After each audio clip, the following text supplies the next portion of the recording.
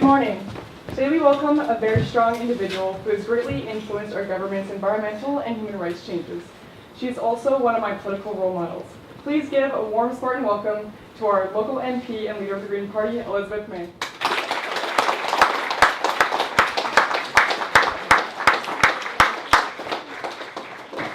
Thanks. Oh, look at you just walking up like I have good hips. I remember that when you were walking down there with David Suzuki and you walked up and down the stairs to hear that squeak, remember? Yeah, that's still Yeah. there. And I also had, in the 2011 election, I walked everywhere with a cane and I could hardly walk. So it's terribly cool to be able to step up. So we have a number of questions. I guess my first question is, what did you think of Rick's last rant? Wasn't that, did you? I better fill him in. Yeah. Do you want me to do that? Well, the Rick Mercer report, I mean, you know Rick Mercer, right? And you know how he does those rants? I had done an opinion piece. I write a lot, and I tried to get it placed in the Times Colonist, the Vancouver Sun, and the Globe and Mail.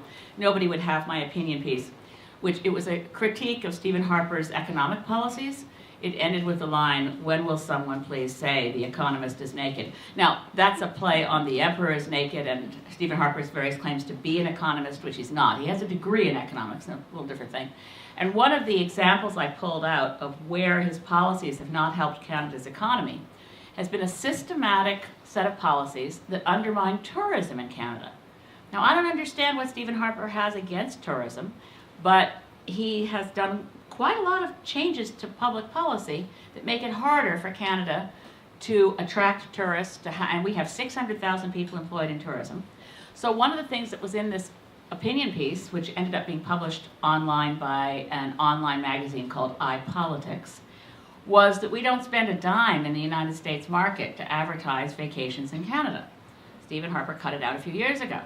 So I'm in the middle of a hearing, I'm in a committee hearing room in Parliament on pesticides, and I get a little email on my BlackBerry from Rick Mercer saying, "Can you call me? Like, is this true? I can't believe this." So I ducked out of the room. He said, "How do you know this? This is crazy. It can't be true that we don't spend any money in the U.S. market on tourism. I mean, it's our biggest market, isn't it?" I said, "Yep, it's our biggest market, and no, we don't spend any money. If there's a big, beautiful picture of Canadian wilderness paid for by the taxpayers of Canada anywhere in the United States, it's an ad for the Keystone Pipeline, because we no longer advertise for tourists." So he said, "Okay, tell me where I'm going to find someone who'll tell me this is true, because it's just too crazy." So I told him who to call in the Canadian Tourism, it's an industry association called the Tourism Industry Association of Canada. I referred him to a terrific group of people right in downtown Victoria, the Victoria Tourism Commission. A great guy named Paul Nursey does whatever he can to attract tourists to our part of the world. So that led to, they actually researched the rant. So the rant was, now you can tell about the rant. The rant was Rick Mercer going off about finding out that we actually we don't advertise in the United States. So we were in the top 10 destinations in the world for tourism, which is the #1 industry in the world. And for whatever reason, we stopped advertising there, and we can guess exactly what that reason might be. But Rick Mercer went off. We're now number 18 in the world. Yeah, we've dropped to 18 because we don't advertise in, well, what used to be the richest country in the world. It's a remarkable thing, but Elizabeth actually gets a shout out being the only person, and at first he admits that he didn't believe her. And then, And then he said, "I don't believe her because you know what I mean, like green." Yeah. That's what he does in his rant. Green Party. I don't mind. Which brings up an interesting thing.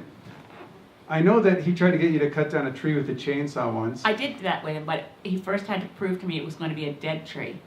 It was an ice storm killed tree in the woods of Chelsea, Quebec.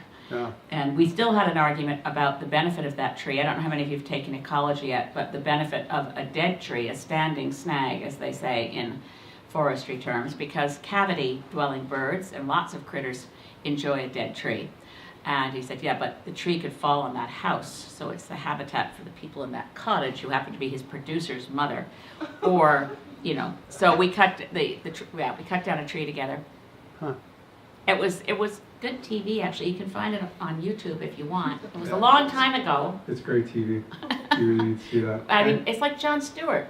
The fact that Jon Stewart is leaving the airwaves, everyone's recognizing that's going to leave a rather large hole in, a lot of Canadians watch Jon Stewart, a lot of people, you know, American citizens may find out more, and I think in fact do find out more about what's going on from a satirical show like Jon Stewart and The Daily Show than they did from watching the news.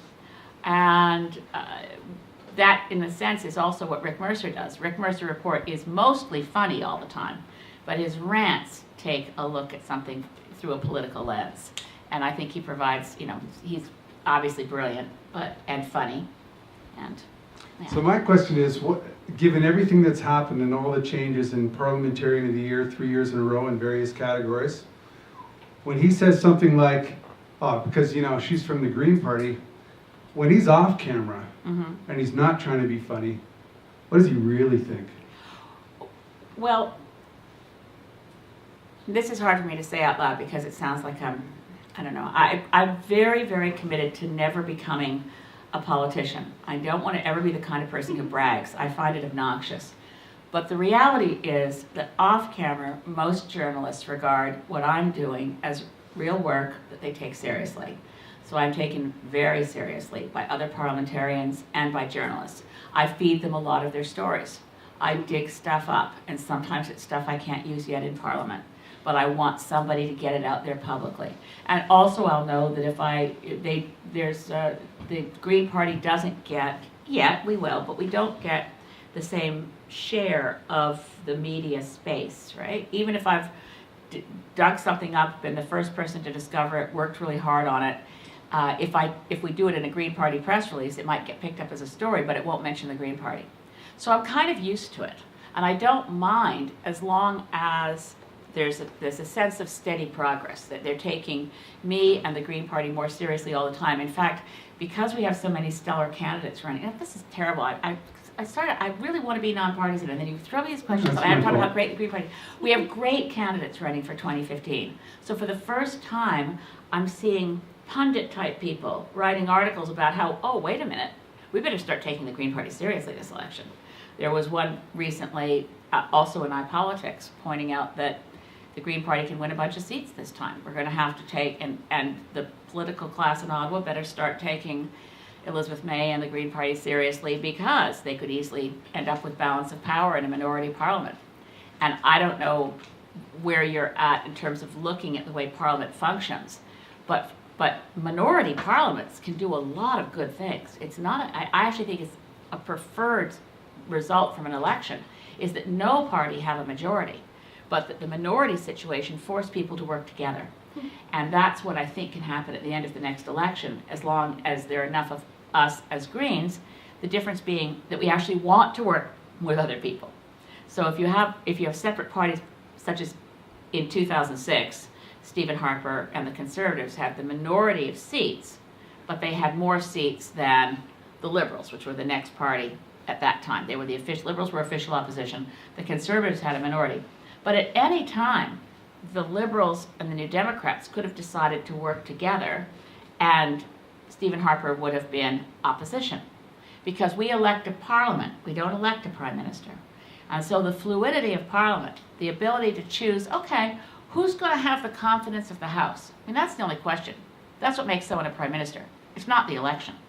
The election does not elect a prime minister. Canadians elect a parliament. And then the parliament decides who can hang on to the confidence of the House.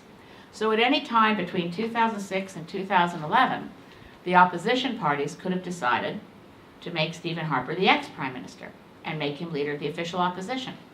And that's the way Parliament's supposed to work.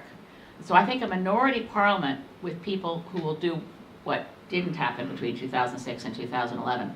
The opposition parties were so busy not liking each other that they weren't willing to work together. And there's nobody I wouldn't work with if it was going to improve the decisions made in Canada and make Parliament work better. So that's why I'm excited about this year in the election. Do you miss John Baird? No, but it doesn't really make any difference. John Baird and I got along really well, believe it or I've heard not. he's great when he's not in front of the camera. Yeah, yes, he's, I always picture John Baird in Parliament every day that he was there, and he always heckled, which is, as far as I'm concerned, heckling is completely appalling. But when you're a minister of the Crown, it's worse. And he has the kind of voice that bellows. So right over the voices of other people, you'd hear John Baird bellowing. But we had a good personal relationship. And sometimes he would be, while we're in Parliament, in question period, believe it or not. Like, there's a lot about John Baird that reminds me of high school. He's always reminded me of the class clown that everybody sort of tolerated, but, you know.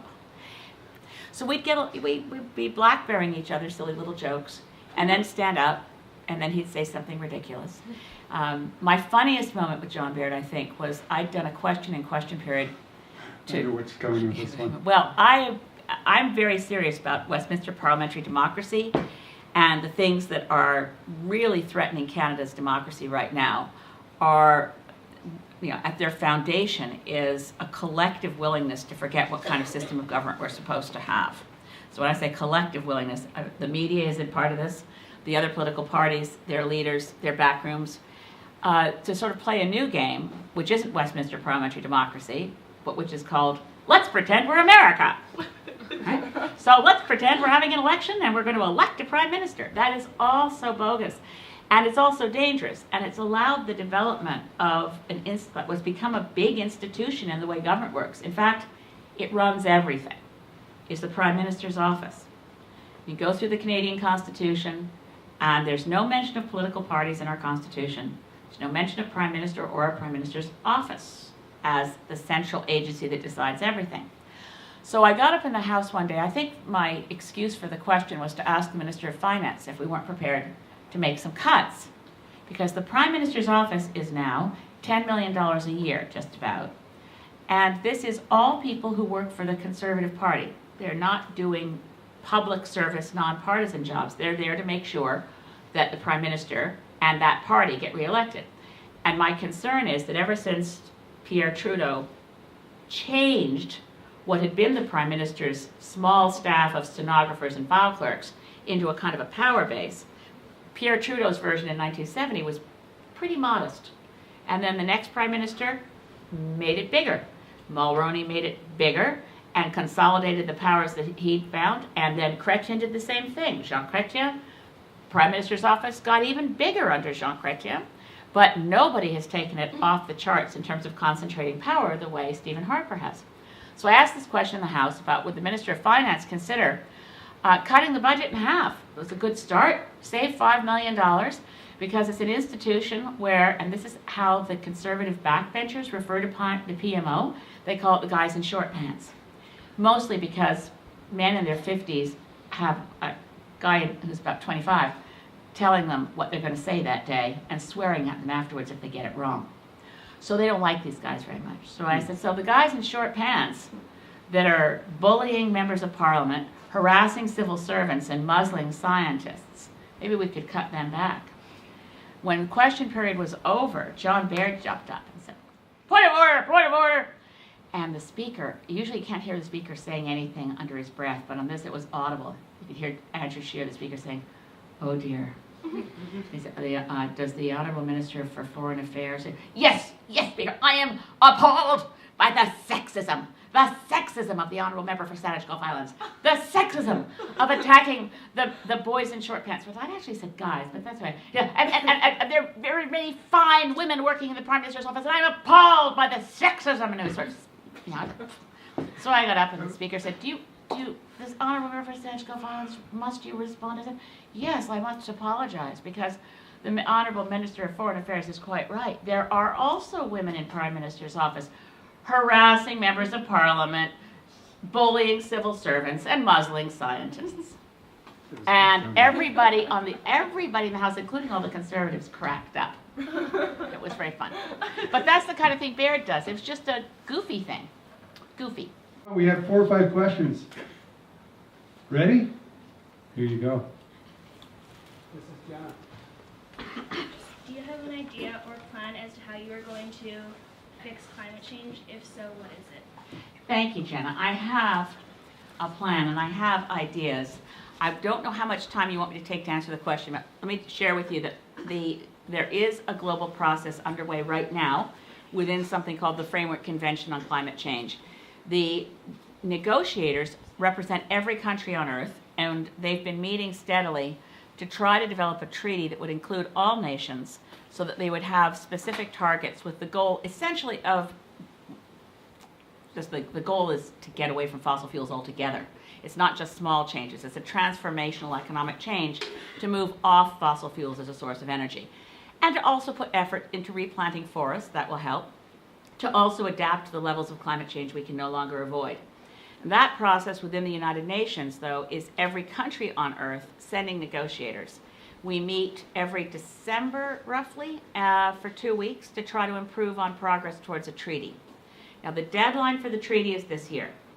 We'd had a deadline for 2009, and it was missed because the conference in Copenhagen was a disaster. I won't go back to tell you all the reasons why, but the goal here is twofold. One is to send the kind of signal to investors so that they know that if they decide to put a lot of money into renewable energy, they're going to see a return on their investment.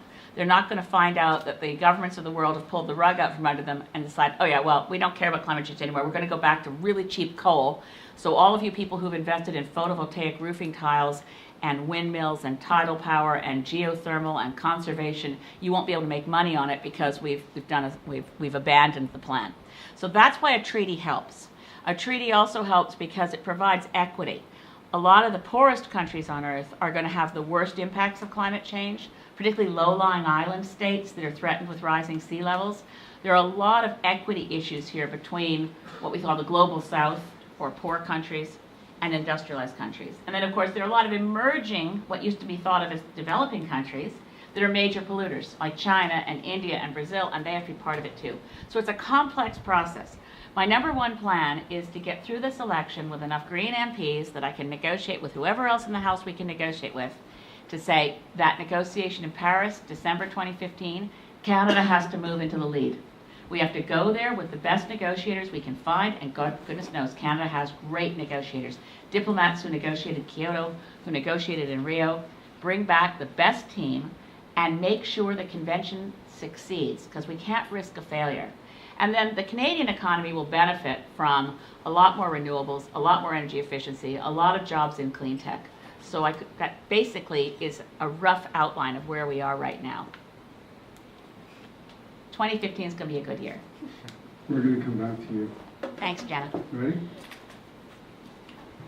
Why do you think Canada does not use more sustainable energy sources such as solar energy and wind energy? Canada has a huge potential in solar and wind and geothermal and tidal, and what it needs is a favorable investment climate. So, for instance, Canada's oil sands, by the way, weren't developed by private industry. It might surprise you. Yeah, private industry did build the oil sands, but what made them do it? They created a favorable investment climate. The federal government created subsidies in the form of something called accelerated capital cost allowances, which made it much more favorable for big industry to develop the oil sands than to, for instance, develop solar. The province of Alberta matched those favorable conditions for subsidies with the cheapest, lowest royalty rates in the world.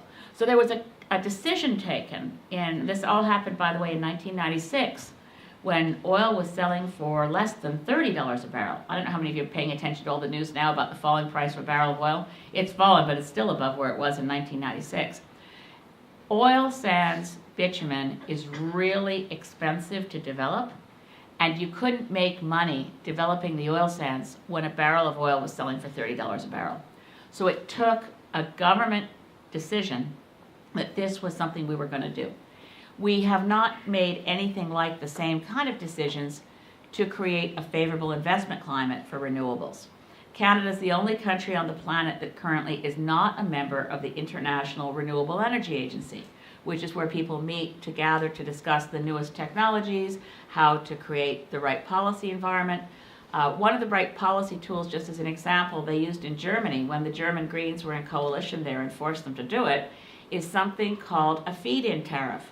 And a feed-in tariff is a way of saying to industry, if you produce tidal, solar, wind, geothermal, what have you, we're guaranteeing you that the price to sell that electricity in the grid is going to be this many pennies per kilowatt hour above what we're paying for the same kilowatt hour from coal. So a feed-in tariff is a way that a jurisdiction, a government, state, province, or federal, can incent that level of investment for renewables. We have a lot of opportunity. Goodness knows there's been some of the best Canadian technology has actually moved offshore. Like a great solar photovoltaic roofing tile company left Ontario and moved to Germany because of the way Germany was prepared to invest in renewables. Now, some people say that renewables get a lot of subsidy these days, but the last figures that I saw from the International Energy Agency, globally, all the governments put together on Earth put $30 billion into renewables, and this was a figure from 2010. And in that same year, they put $300 billion, 10 times as much, into fossil fuels. So we have to crank down the subsidies to fossil fuels and crank up the investment, because there's a certain amount of economic, there are transactional costs to shifting from one technology to another. So as Heartland conferences continue to occur every year, should we continue an open dialogue with complete climate change deniers, or is it a waste of time? That's a really great question. What's your name again? Gemma. Gemma. I believe it's important to engage in dialogue with anybody and everybody. I'm even doing CFAX Radio, keeps inviting a guy named Tim Ball on air and acting as if he actually knows climate science, which he doesn't. So no reputable climate scientist ever agrees to debate it. And that gives him the space to say, they're all afraid of me. I have some kind of superior knowledge on this and they won't face me. I'm not a scientist. But I think it's important to engage in the dialogue, because if you don't engage in a dialogue, you leave people with a space to believe that you've got truth on your side, and that's why no one will talk to you about it. I think when somebody's got, and there also are a lot of people who are genuinely confused about the science because so much money is being spent on propaganda to confuse people. So I think it's important to engage in the dialogue. What isn't helpful is when the mainstream media decide that if they talk to a scientist who's concerned about climate change, they have an obligation to go out and find somebody who won't agree with them. I mean, there's a certain point where issues become, there's a consensus. So we no longer have the news media running out to try to find a medical doctor who thinks that smoking doesn't cause lung cancer. There was a time in the early 1960s when cigarette companies used to do ads where they'd have ads that say things like 9 in 10 doctors prefer Marlboros, those kinds of silly, you know. So there's a point where you can't find anybody credible anymore. You should stop interviewing as if there's two sides to the question, but never shut down dialogue. Why do you believe that Canada has won the Fossil Award 5 years in a row? Yeah. And do you think there's anything to do about it? Yeah, and this is a great question. Does everybody know about the Fossil of the Day Award at the climate negotiations? Okay, it's given every single day by a vote of non-government organizations from all around the world trying to figure out which country has done the worst that day in the negotiations. Would you hate it if I sang the Fossil song from the award ceremony? No, It's a great, do you know it? Anyone join in?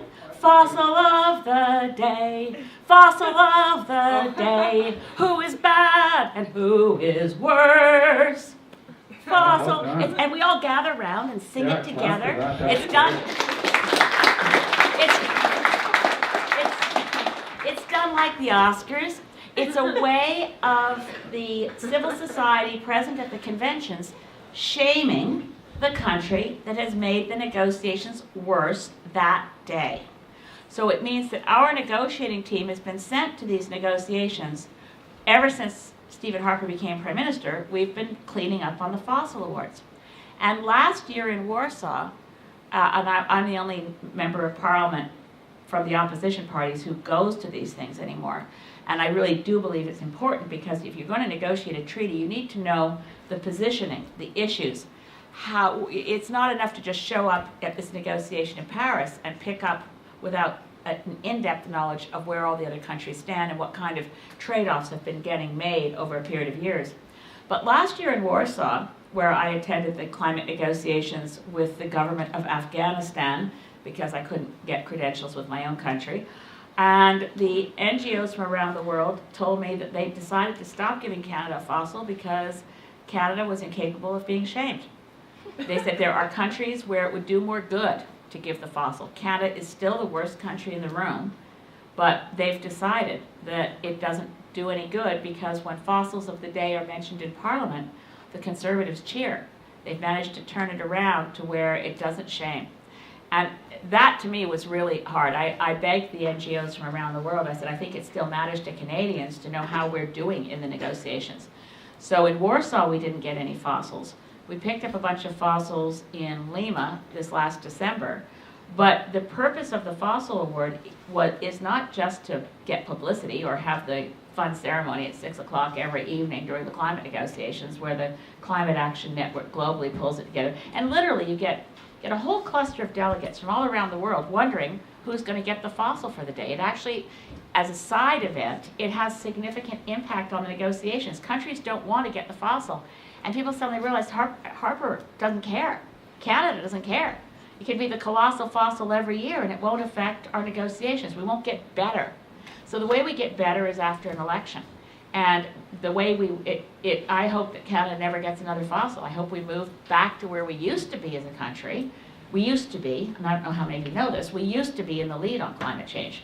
We used to be a country that actually helped in the negotiations, not just coming forward with good plans for our own domestic audience, but a willingness to work a room.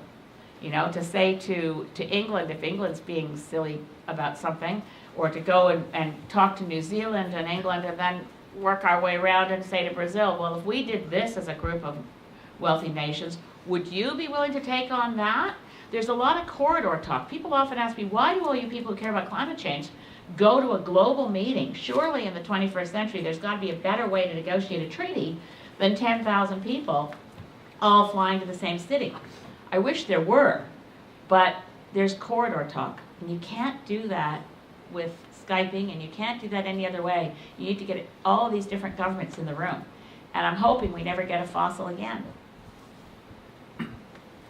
Because they know that we're doing a good job, not just because they've written us off. Right here. Oh yeah. So that we all like consume energy directly with like cars and planes, and like indirectly with food and clothing and everything.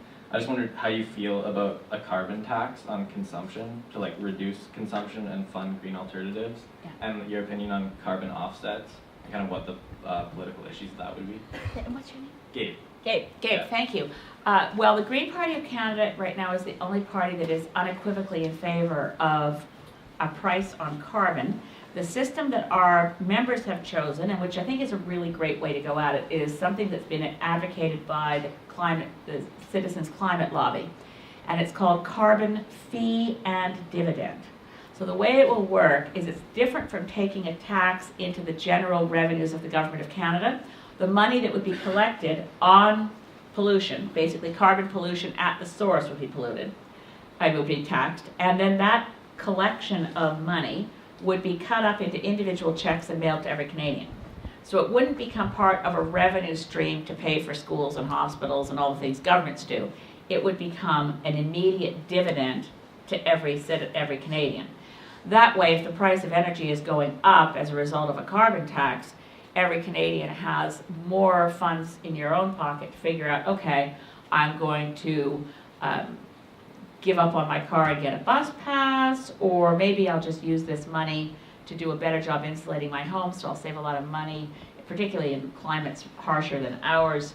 We have about 30% of greenhouse gases in Canada come from inefficient buildings, from buildings that leak. So in the summer, we're cooling the outdoors, and in the winter, we are heating the outdoors. We're just like burning money for no reason. But the investment in, say, a more energy efficient furnace, the investment in really good insulation for your home is hard for people to get their hands on all at once. We used to have a good eco-efficiency, eco-energy retrofit program, which was great for creating jobs too.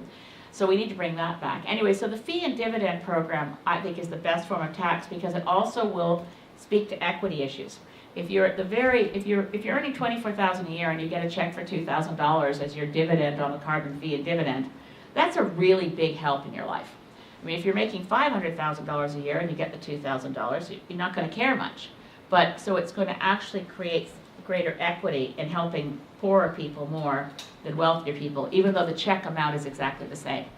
And your point about offsets. Offsets are good because they're a way of actually creating at least some awareness that there's a carbon cost. I buy offsets for all my flights. I don't fly anywhere discretionary. I mean, I don't do any, like for a vacation, I don't fly anywhere. I fly so much for work that I have the worst carbon footprint. And I don't know if anyone else has coined this term, but I have carbon guilt. I have carbon guilt all the time about my work. I mean, for work, I commute between Ottawa and Sydney, and I'm back and forth every weekend. I mean, it's just quite awful. But I do buy carbon offsets. I don't really believe they completely work, right? So I like the company I choose for carbon offsets. Some people get carbon offsets for planting trees. The risk there, yes, they're good carbon sinks, but they can burn. And then you lose all the carbon you invested. So I like carbon offset programs that invest in renewable energy, investments in wind that get people in other countries to be able to shut down coal, investments in solar. A carbon offset is a voluntary way of trying to create a carbon tax in the absence of anything being done by government to look after that. My question is about the legalization of marijuana. For a while, for many years, the Green Party has been known to be an advocate for this. Places like in town, like All Access Cannabis, are teaching people to get around the stigma of the drug. What do you think of these places, and is this a really important issue for the Green Party? I think it's really important to legalize marijuana for a couple reasons. One is that we are spending a lot of law enforcement dollars on something that isn't a threat to public security or safety, but by making marijuana illegal, we are fueling organized crime. The grow-ops that are run by gangs, so it happens, my stepson is a lawyer in Vancouver who actually prosecutes gang crime. The numbers of otherwise safe suburban neighborhoods with a cul-de-sac, and in this safe suburban neighborhood, there's a grow-op happening. And I get through him the stories of the time that a rival gang picks the wrong house to bust down the doors. And it's the nice suburban family, not the criminal grow-up next door. This is fueling a dangerous amount of trafficking and organized crime. Police have better things to do than deal with marijuana, which, based on all the health evidence we can find, is no more dangerous than cigarettes or alcohol. Now, I have to say, cigarettes and alcohol also have health threats, and so does marijuana. It just doesn't make sense to make it illegal. It makes sense to legalize it, regulate it, tax it, and create the proper level of health warnings. Not stupid reefer madness scariness, but an adult interpretation of, okay, recreational drug, no drug is completely safe. Alcohol is a disaster for many, many people. It can destroy your life, it can kill you. Marijuana has downsides as a health issue. But for those, for instance, who are very sick, marijuana can provide pain relief and actually make chronic conditions more tolerable. Prohibition of marijuana is a policy that makes no sense. And I never smoked dope myself ever. So I was in the 60s. I was alive in the 60s. I just want you to know. I'm the Green Party. It's really saying something. When I was running for leadership of the Green Party, I told a lot of the gathering of Green members, I said, I'm not really equipped to be the leader of the Green Party. I have to confess I've never smoked marijuana. Anyway, sorry. Next question. Hi. I recently wrote a paper in which I said that you can't take a heart or an arm or an eye from a human, not repaired, and expect the human to continue living. Therefore, we can't take essential resources from the earth and expect it to keep on living. I think that the world as separate continents need to work together for one main goal. In one sentence or a few, how would you think that main goal should be worded? What's your name again? Jenna. Jenna. What you said reminds me very much, and if you haven't heard of this particular forester, and he has a legendary career, he's passed away now, Richard St. Barbe Baker. He was known as Man of the Trees. He planted a lot of trees in Africa.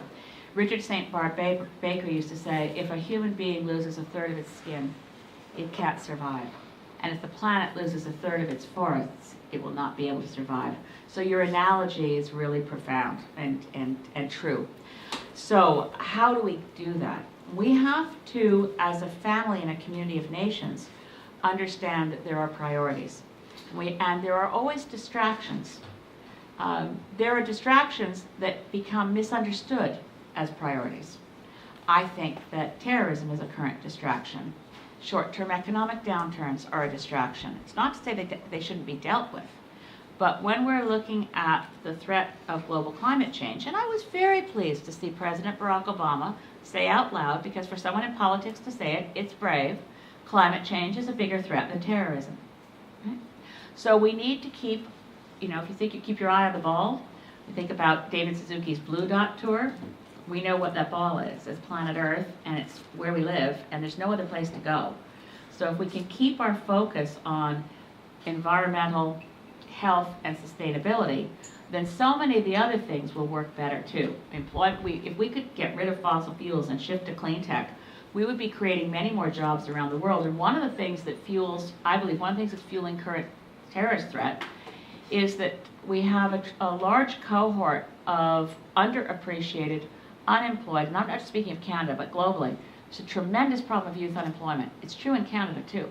We need to actually think about creating meaningful work and a sense of purpose for everybody, so they're not at all capable of being susceptible to being lured into barbaric practices and sadistic, cruel groups like ISIS. They do kind of connect back, but the main thing is we have a priority, and that unites us as a family of humanity.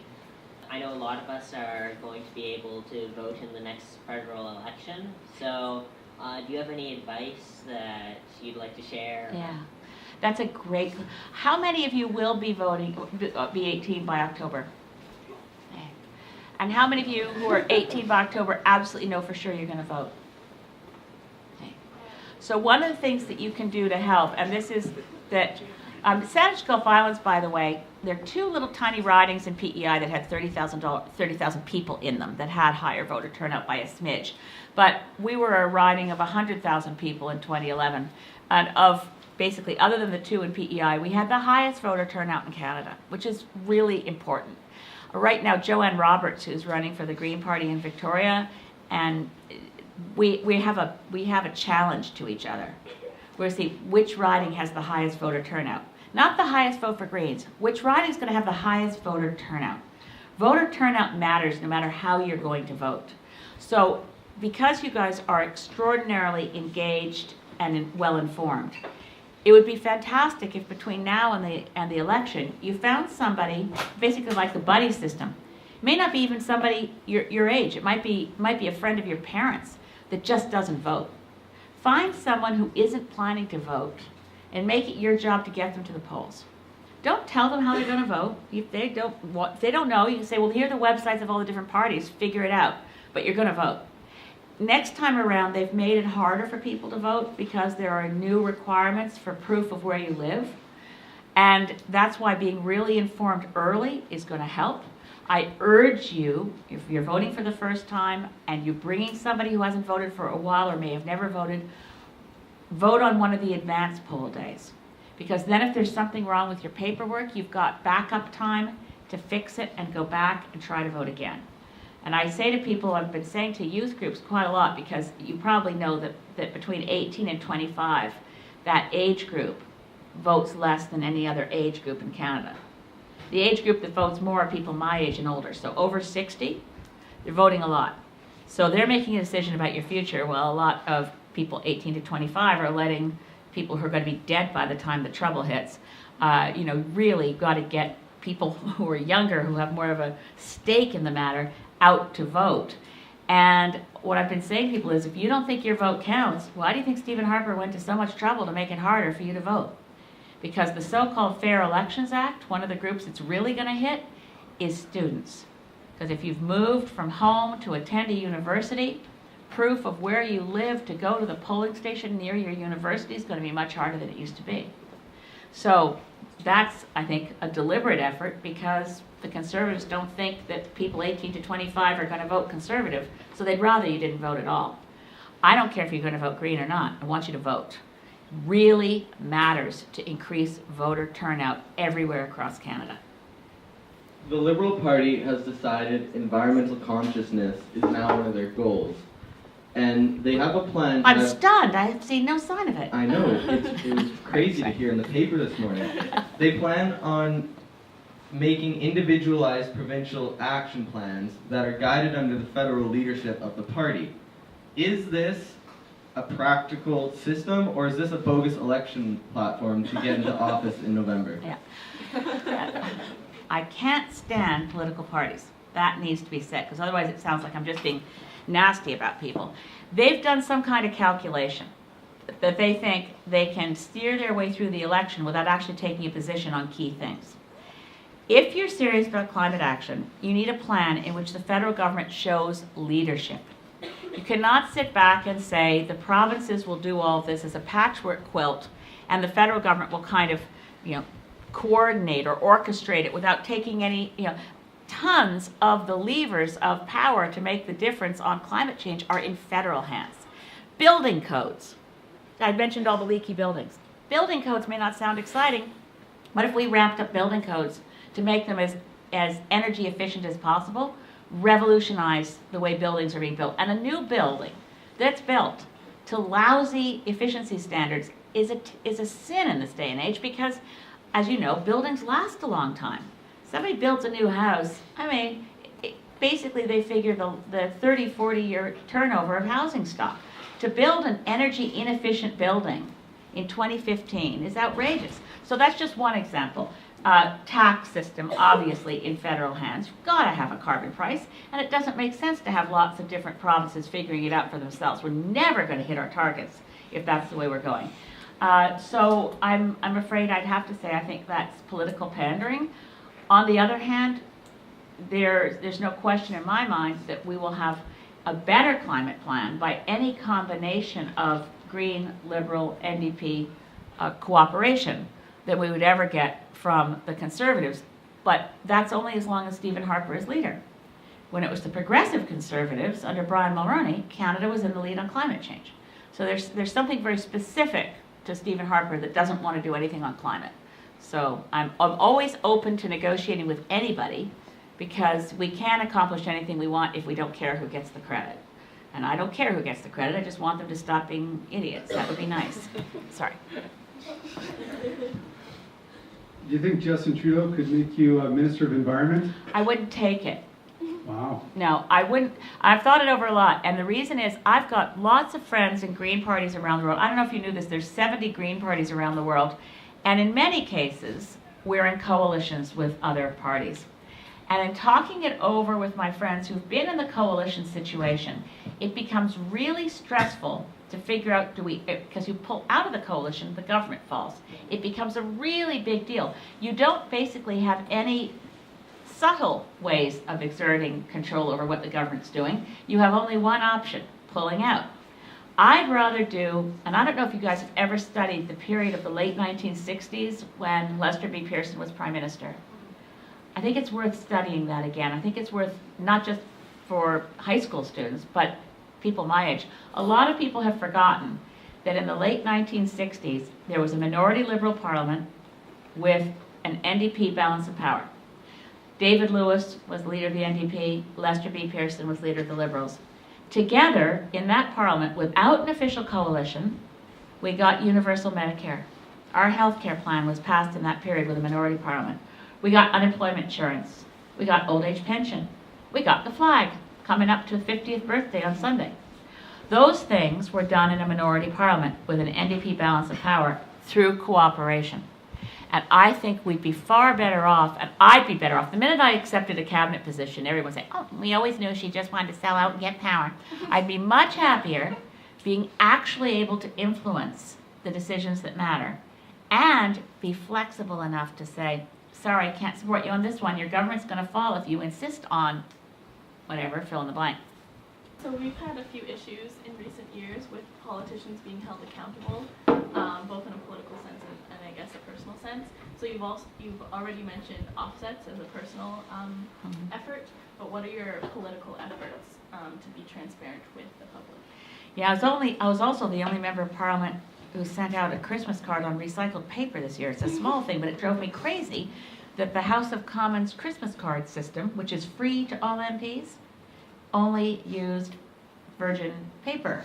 So I had to spend a couple $1,000s and get my cards printed outside the House of Commons. I still got to mail them for free. Craziness. My most important, I think, accountability step, because I was the first MP to do it, and now the walls around secrecy around your expenses are coming down. But I didn't personally do it. My staff had to scan any receipt I've put in for being reimbursed by you for something I've paid for myself, whether it's a taxi ride or a float plane, anything I've put in to be reimbursed for, is original receipt is scanned and put up on my website. There's nothing I've put in, I haven't asked for reimbursement for anything that you can't find out exactly what it was. And I was the first MP to do it. The second MP is the other Green MP, Bruce Heyer from Thunder Bay, Superior North. A few other MPs are now doing it, but the whole process of what was taking place before I got elected was members of Parliament saying, no, you can't, and all the party leaders were saying, you see, they would make the decisions in something called the Board of Internal Economy. I don't know if you've ever heard of the Board of Internal Economy. It's chaired by the Speaker of the House. Its meetings are entirely secret. It's kind of like a star chamber to decide things. And they would not, every time anyone would discuss, we need to make ourselves more accountable for where we're spending money, the Board of Internal Economy, they'd cover for each other. The Liberals, the NDP, and the Conservatives would all say, we'll say it's not a good idea if you say it's not a good idea, because they were all collectively afraid that somewhere in their ranks there was somebody who charged something that would become a scandal. Because in the UK, I don't know if you heard about this, when they made all the expenses public, suddenly they discovered someone had the moat cleaned at their castle and charged the people of the UK. I had that happen once, the actually. moat cleaning. I've avoided moat cleaning myself, but anyway. In the past 10 years, has the government done anything to end the wage gap between women as well as gender disparity? In the last 10 years, one of the first things Stephen Harper did as a Prime Minister in relation to equality for women was remove from the mandate a status of women in Canada, the goal of equality for women. And they have refused to adhere to court rulings that require equal pay for work of equal value in the federal civil service. So it continues to be a struggle. There has been, and I think this is good news, a higher number of women elected to Parliament. So the 2011 election returned the highest number of women MPs as a proportion of Parliament, with about 25%. But that's scandalously low compared to many countries around the world that have proportional representation. So countries around the world have some countries have 50%, some have 40%. The Scandinavian countries generally are between 40 and 50%. There are a number of African countries with 50%. I think Rwanda has the highest level of women in Parliament right now. But Canada could do a whole lot better. And I, being the only woman leader of a federal political party. By the way, how do you guys feel about changing the lyrics of All Canada? I've just agreed to sign a letter about this, and I'm a little worried. Since this is a town hall, does anybody, you know how we sing, In All Our Sons Command? Would it make anybody upset if we changed it to In All of Us Command? Anyone mind that? Because I've just said I would do that, and I like checking with constituents before I agree to change our national anthem. But I really think In All Our Sons Command, if we just sing In All of Us Command, that shouldn't bother anybody. Do you think it'll bother your parents? Grandparents? Check. Okay. This is something I just decided I should do, because it's crazy to have a national anthem that within the lyrics exclude half the population. What are your views on fish farming, and what do you think are the pros and cons of this? Short answer. Open pen fish farming along coastal areas is the appropriation without compensation of a public property resource for ecosystems, transferring it into private hands and polluting the region. It's a bad idea. And the alternative would be either to move aquaculture on land in giant swimming pools, which is how most tilapia is raised, And the still problem is if you're raising carnivorous fish, you've got the problem that you are gathering up fish protein from the seas, which could feed people, and feeding it to fish in ponds. By the way, the worst aquaculture on the face of the earth is shrimp. If you're in Costco, you're in Thrifties, and you're with anybody who's laying their hands towards an evil mangrove massacre ring of dead shrimp, tell them to stop. You can look up the mangrove massacre article that I wrote for Island Tides and find out exactly how bad this is. I started a petition to make our country have a goal similar to Germany's about being completely sustained through renewable energy. And I'm petitioning you because I think that if anyone can make my dream a reality, it's you. I feel the same way about you. Oh, well, thank you. That's a great petition, and it's on change.org. Yes, it is. How many signatures so far? I believe I have 80 signatures.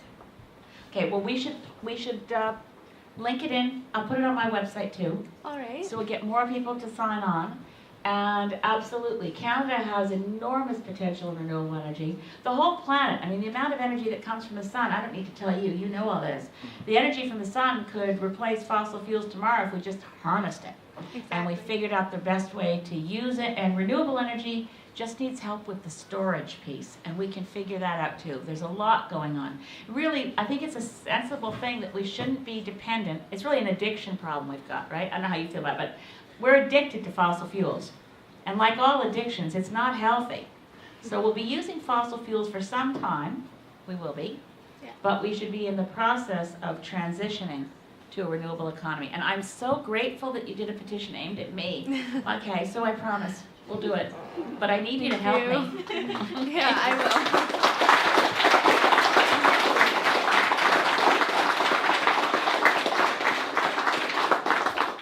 Yeah, thank you. The one word that kept coming up was influence. So thank you for sharing your perspective on influence. But for you and me sitting here, this is the real influence. And this is where the power of influence is. And that's what, for me, but one word that really rings clear to me is the power that you have and how you can use your influence in the future. So. I just thought of something that would be cool. Mark, you're going to love this. We ought to start figuring out which one of the young people here want to come with me to Paris to negotiate that treaty. Okay? Field trip. We need a chaperone, right? Yeah. we are the Canadian delegation under Stephen Harper of excluding youth, excluding opposition parties, excluding environmental groups, excluding First Nations is over. And we're going to take a Canadian delegation to negotiate in Paris that represents Canada, and youth will be in the delegation. Very good.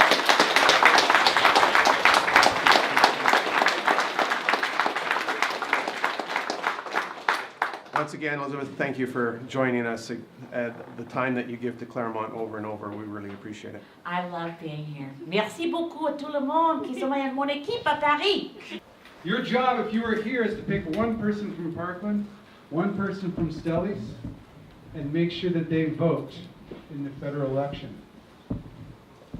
And we're going to challenge those two schools to get up and vote, which would triple the young vote. My God, wouldn't that be exciting? Email y'all. One more round of applause.